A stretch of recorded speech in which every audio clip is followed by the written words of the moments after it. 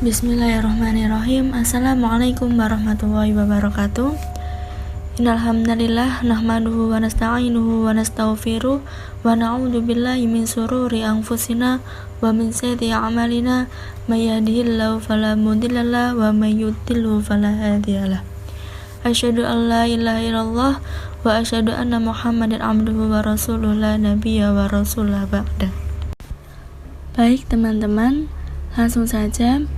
Pada kesempatan kali ini kita akan membahas tentang peran guru dalam bimbingan belajar di masa pandemi COVID-19.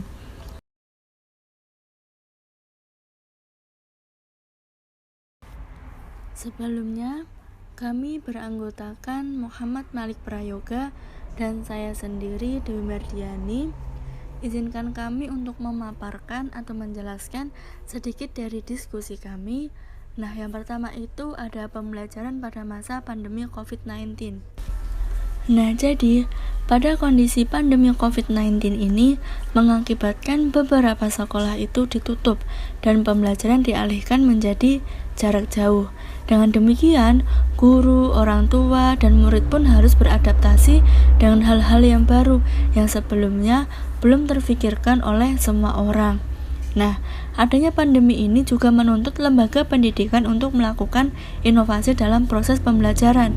Salah satu bentuk inovasinya itu adalah dengan melakukan pembelajaran secara online atau daring, dalam jaringan, dan luring itu luar jaringan. Pembelajaran pada masa pandemi COVID-19 ini terdapat dua istilah pembelajaran. Yang pertama itu ada pembelajaran daring dan yang kedua itu ada pembelajaran luring. Nah, yang pertama itu pembelajaran daring, di mana pembelajaran ini dilakukan tanpa melakukan tatap muka. Nah, tetapi melalui platform yang telah disediakan. Segala bentuk materi pembelajaran, komunikasi, dan tes juga dilaksanakan secara online. Sistem pembelajaran melalui daring ini dibantu dengan beberapa aplikasi seperti Google Classroom, Google Meet, Zoom, YouTube, WhatsApp, dan lain sebagainya. Nah, sedangkan pembelajaran luring ini merupakan singkatan dari pembelajaran di luar jaringan atau dengan istilah offline. Nah, pembelajaran luring ini dilakukan secara offline yang berarti guru memberikan materi berupa tugas hard copy kepada peserta didik kemudian dilaksanakan di luar sekolah. Nah, yang selanjutnya itu ada kekurangan dan kelebihan pembelajaran daring pada masa pandemi COVID-19. Nah, yang pertama itu, jadi kondisi wilayah Indonesia itu sangat beragam.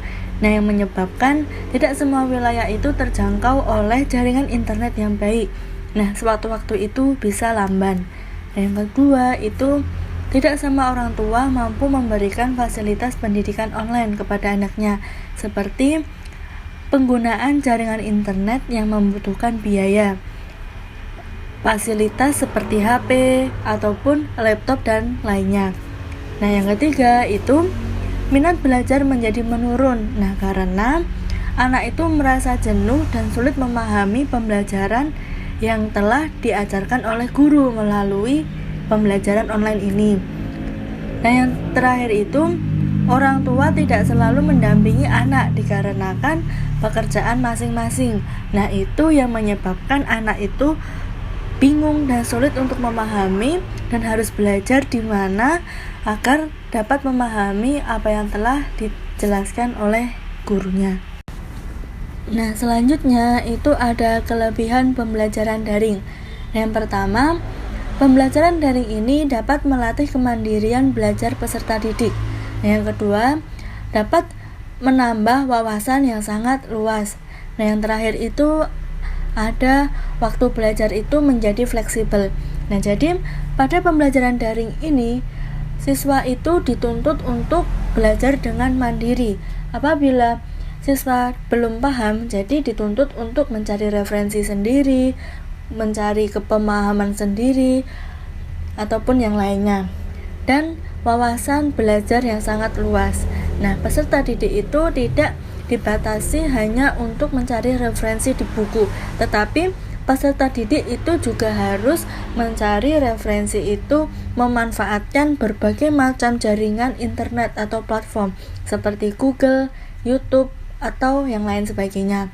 Dan waktu belajar fleksibel, kapanpun dan dimanapun peserta didik itu juga bisa belajar, tidak harus pada saat jam mata kuliah atau jam pembelajaran saja. Materi selanjutnya yaitu peran seorang guru dalam membimbing belajar pada masa pandemi. Seorang guru memegang peranan yang sangat penting dalam dunia pendidikan. Peran merupakan sebuah aspek dinamis dari kedudukan atau status. Apabila seorang menjalankan hak dan kewajibannya sesuai dengan kedudukannya, maka ia telah menjalankan suatu peran. Seperti halnya seorang guru dan peserta didik. Guru memiliki peranan yang sangat penting di dalam dunia pendidikan, khususnya pada saat kegiatan belajar mengajar. Karena pada dasarnya, peserta didik memerlukan peran seorang guru untuk membantu dalam proses perkembangan diri dan pengoptimalan bakat serta kemampuan yang dimilikinya. Di tengah pandemi COVID-19 ini, profesionalisme guru diuji dengan berbagai tantangan yang harus dihadapi di lapangan. Kreativitas dan inovasi dalam pembelajaran harus dilakukan. Guru harus mampu menjawab setiap tantangan perubahan dalam pendidikan. Pandemi COVID-19 ini telah mengubah tatanan kehidupan manusia. Perubahan ini juga mempengaruhi dan memberikan tantangan tersendiri bagi lembaga pendidikan di Indonesia. Sistem pembelajaran tatap muka yang dilaksanakan terpaksa harus diubah menjadi sistem pembelajaran daring. Kelangsungan adanya pembelajaran daring bergantung kepada kesiapan sekolah, orang tua, dan guru. Sekolah seharusnya memenuhi kebutuhan peserta didik selama masa pandemi guna mempermudah pembelajaran jarak jauh dan mengasah kreativitas guru maupun peserta didik. Salah satunya yaitu dengan menggunakan berbagai solusi teknologi seperti e-learning, kuis online, atau menggunakan aplikasi lain dan sebagainya. Guru merupakan fasilitator dalam pembelajaran untuk menunjang perkembangan anak.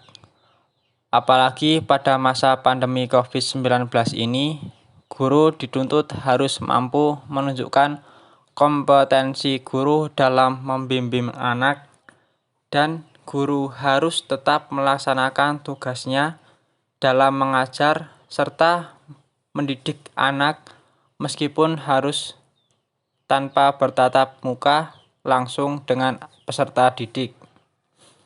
Maka sangat diperlukan peran guru dalam menunjang proses pembelajaran secara daring atau online agar pada masa pandemi ini proses pembelajaran anak tidak menjadi terbengkalai dan mereka tetap bisa belajar dengan senang tanpa ada rasa beban dalam proses belajarnya.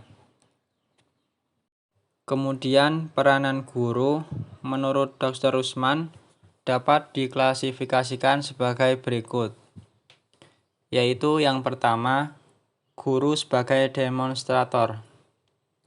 Melalui perannya sebagai demonstrator, guru hendaknya menguasai bahan atau materi pelajaran yang akan diajarkannya, karena hal ini sangat menentukan hasil belajar yang dicapai oleh siswa.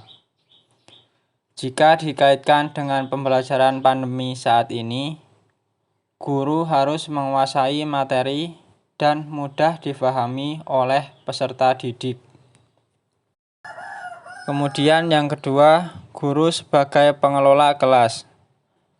Dalam peranannya sebagai pengelola kelas, guru hendaknya mampu melakukan penanganan pada kelas karena kelas merupakan lingkungan yang perlu diorganisir. Pandemi COVID ini merubah tatanan pembelajaran menjadi daring atau peserta didik belajar di rumah masing-masing, yang dimana guru mengajar dengan memanfaatkan teknologi, memanfaatkan aplikasi pembelajaran seperti Zoom, Google Classroom, WhatsApp, ataupun yang lainnya. Dalam kelas online ini biasanya akan menimbulkan tidak keaktivitasan peserta didik. Dengan ini, guru harus memiliki kemampuan mengelola kelas dengan sebaik mungkin. Harus mampu memberikan kelas yang menarik dan disiplin agar peserta didik mudah memahami dan meningkatkan minat belajarnya. Kemudian yang ketiga yaitu guru sebagai mediator dan fasilitator. Sebagai mediator, guru hendaknya memiliki pengetahuan serta pemahaman yang cukup untuk media pendidikan. Karena media pendidikan merupakan alat komunikasi guna lebih mengefektifkan proses belajar mengajar. Begitu juga guru sebagai fasilitator. Guru hendaknya mampu mengusahakan sumber belajar yang kiranya berguna serta dapat menunjang pencapaian tujuan dan proses belajar mengajar. Dengan adanya pembelajaran daring ini, guru dituntut untuk menguasai media teknologi dalam pembelajaran. Guru menentukan media belajar yang sesuai dengan kondisi siswa agar belajar di rumah dapat berjalan secara efektif. Kemudian yang keempat, guru sebagai evaluator. Guru sebagai evaluator yang baik hendaknya melakukan penilaian untuk mengetahui apakah tujuan yang telah dirumuskan itu tercapai atau tidak. Apakah materi yang diajarkan sudah dikuasai atau belum oleh peserta didik. Dan apakah metode yang digunakan sudah cukup tepat atau belum. Guru memeriksa dan melakukan evaluasi atas proses pembelajaran daring atau belajar di rumah ini untuk mendapatkan umpan balik hasil dari pembelajaran tersebut. Dalam pembelajaran daring, motivasi merupakan salah satu faktor yang mempengaruhi keefektifan dalam kegiatan belajar. Karena motivasilah yang mendorong siswa ingin melakukan kegiatan belajar. Motivasi belajar juga berarti sebagai keseluruhan daya penggerak, pendorong diri dalam diri seorang siswa yang menimbulkan kegiatan belajar yang diwujudkan dalam bentuk adanya kebutuhan, dorongan, dan usaha siswa dalam melakukan aktivitas guna mencapai tujuan pembelajaran tersebut. Guru akan berkreasi dalam pembelajaran demi memotivasi para peserta didik agar mereka lebih bersemangat dalam belajarnya.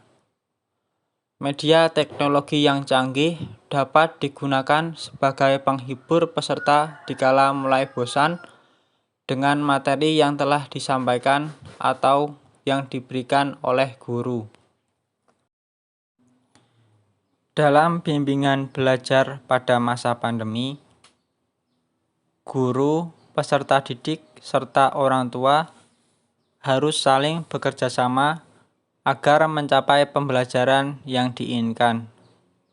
Di antaranya yaitu pertama, peran seorang guru, yaitu menyiapkan bahan ajar yang akan diunggah atau diberikan kepada siswa melalui media ataupun aplikasi pembelajaran daring. Guru menentukan media belajar yang sesuai dengan kondisi siswa agar belajar di rumah dapat berjalan secara efektif.